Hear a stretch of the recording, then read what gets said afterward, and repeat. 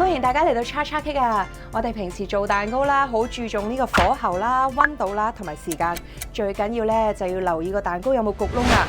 但係今日咧要同大家分享一個蛋糕非常之特別啊，因為咧佢係要焗窿先嚟食㗎。問你死未？究竟係咩蛋糕咧？我哋一齊去睇點做巴斯克蛋糕 ，Let's go！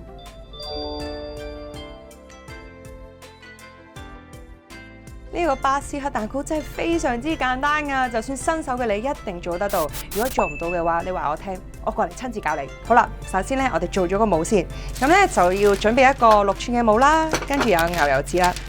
譬如咧，咁樣你鋪牛油紙落去咧嘅時候咧，你咪咁樣好難鋪得好平均嘅，咁就有個小貼士分享俾大家，就係揸頭佢，跟住咧揸頭咗之後咧，就會好容易咁樣鋪到落去噶啦。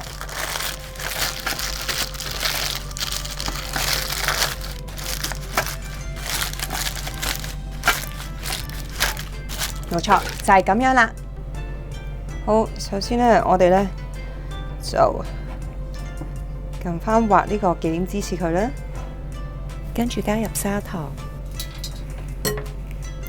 開低速。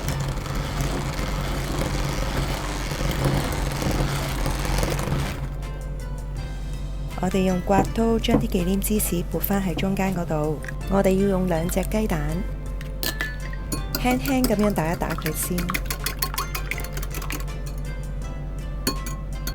咁雞蛋就可以加入忌廉芝士糊度攪拌。用低速打滑。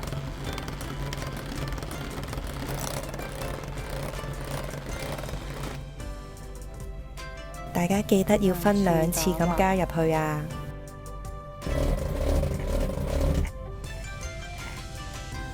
跟住加入雲呢拿油，同樣啦，都係攪勻佢。跟住就可以加入淡忌廉啦。加完淡忌廉之後呢，個狀態就係咁樣噶啦。最後嘅步驟就係加入低筋麵粉，輕輕咁攪一攪佢。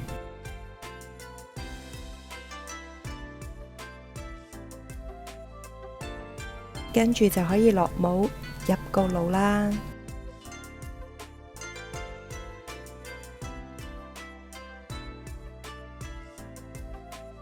呢個蛋糕咧，我焗得非常之成功啊！大家睇下，係咪好燶咧？嗱，個表面咧焗到上晒顏色咁就 OK 噶啦。呢個蛋糕咧有2個食法嘅，第一個食法咧就係擺室溫度攤翻凍佢啦。第二個食法咧就係凍食，擺落雪櫃雪3個鐘頭或以上。咁我今日咧就會選擇凍食嘅。咁我而家擺落雪櫃啦，3個鐘頭後見，拜拜。等咗好耐啦，雪咗3個鐘，而家睇一個效果先。巴斯克芝士蛋糕喺網絡度瘋傳，最特別嘅之處呢，佢就要焗窿個表面，等佢有焦糖嘅香味。但係食落去呢，口感估唔到係咁細滑同咁 creamy 噶，就係因為佢咁特別，令佢成為本年度嘅最受歡迎蛋糕甜品之一。